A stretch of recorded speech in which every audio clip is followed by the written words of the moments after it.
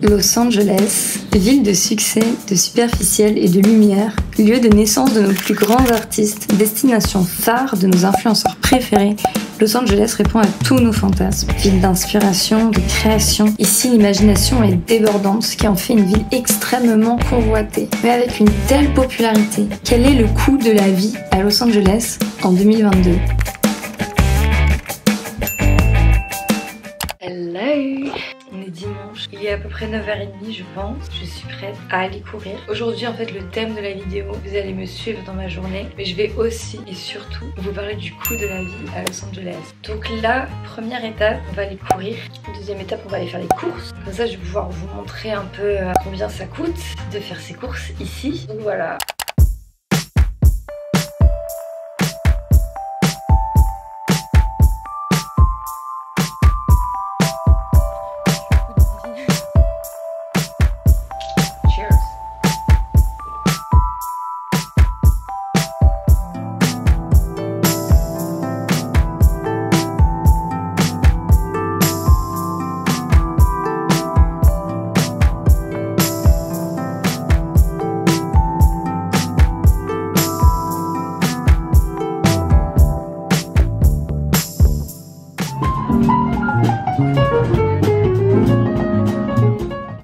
Les amis, je rentre du Farmers Market, je n'ai rien acheté, j'aime pas trop celui de Beverly Hills, d'habitude je ne vais pas là. Là je vais au Trader Joe's, je vais aller faire mes courses normales, j'ai super faim. Oh la lumière est belle là. En vrai là je me promène, je suis à Beverly Hills et c'est très calme, il y a une ambiance très sereine, très paisible, j'aime beaucoup. Regardez ce que j'ai trouvé. En vrai d'habitude j'aime pas les rats mais elle c'est une souris, elle est trop mignonne, elle est vraiment cute, elle a même pas peur de moi. Bye bye.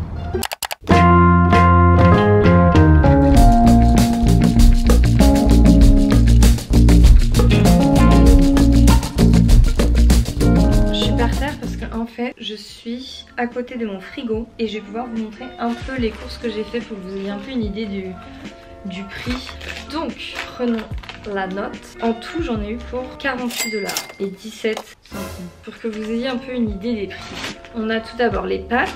Celles-là, elles m'ont coûté 99 centimes. Je sais pas comment ça se dit. 1$. Voilà, elles m'ont coûté 1$. Normal. Celle-là est un peu plus chère parce que c'est des pâtes, voilà, vous avez compris, c'est des pâtes un peu plus belles. Pasta pappardelle.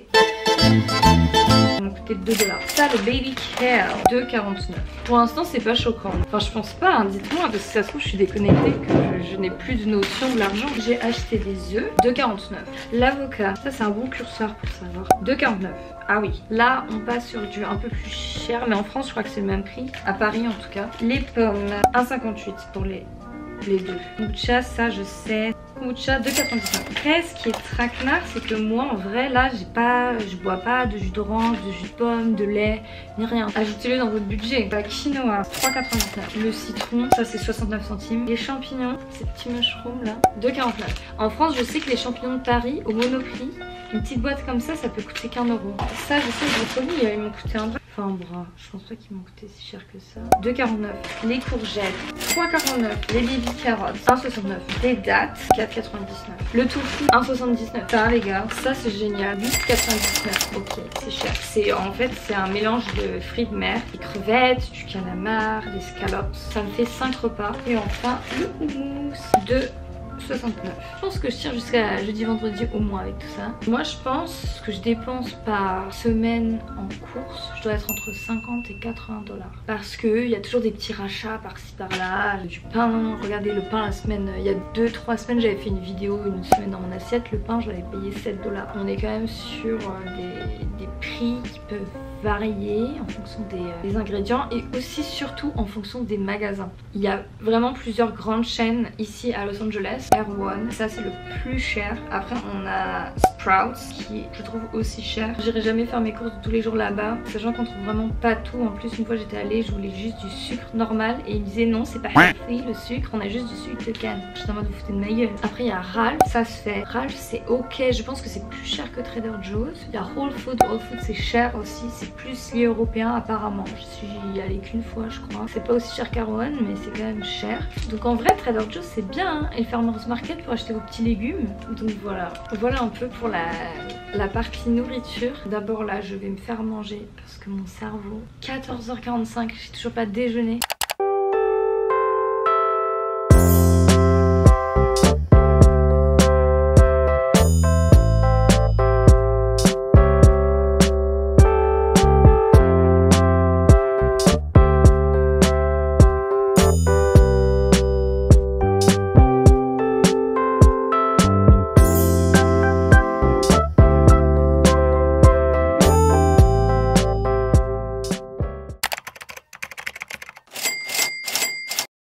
Bon, je prends mon petit ordinateur parce qu'on va faire des petites recherches ensemble. Donc, on va séparer tout ça en quelques parties. D'abord, on va parler du loyer. On va parler après des transports. Enfin, on va parler des sorties.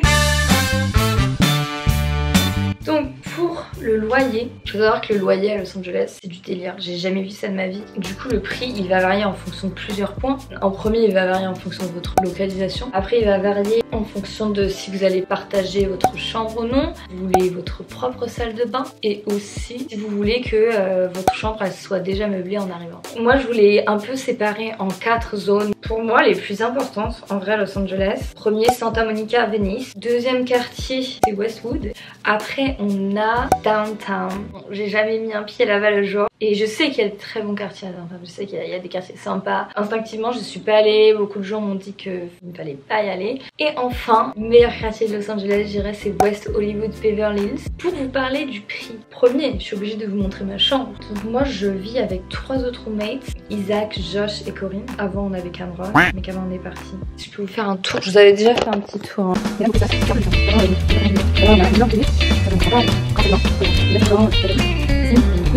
Et comme espace commun, on a une cuisine avec un salon. Pour ça, je suis dans un quartier, honnêtement, pour moi, le prix, c'est vraiment à cause de la localisation, parce que mon quartier est génial. Je suis vers West Hollywood, et moi, je paye tout ça, préparez-vous, je paye 1 750 $. Bon, sachant que je paye ce prix-là parce que j'ai pris un lease qui était que de 6 mois. Et en fait, ici, c'est ça qui est chiant aussi. Plus vous allez prendre longtemps, moins cher ça va l'être. Et c'est assez rare de trouver des leases qui sont en dessous de 1 an. Vous voyez West Hollywood, je sais que la tranche, si vous voulez vivre ici, avoir votre chambre tout seul et éventuellement votre salle de bain privée, ça va être dans les entre 1500 et 2000 $.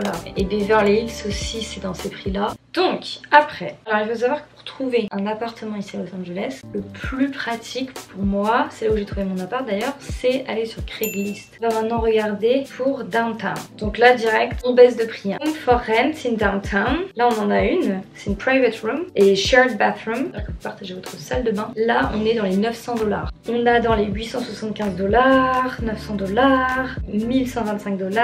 Après, si vous voulez une chambre partagée, là, on en a par exemple une à 600 $. Chambre partagée, on est dans les 600. Chambre privée, on est dans les 900 000. Après, on a dit qu'on regardait Westwood. Alors Westwood, il faut savoir que si vous êtes étudiant à UCLA, vous pouvez avoir accès à la coopérative. Et là, ça coûte genre 500 $ par mois et vivre en chambre partagée. Vous avez aussi les sororités ou les fraternités.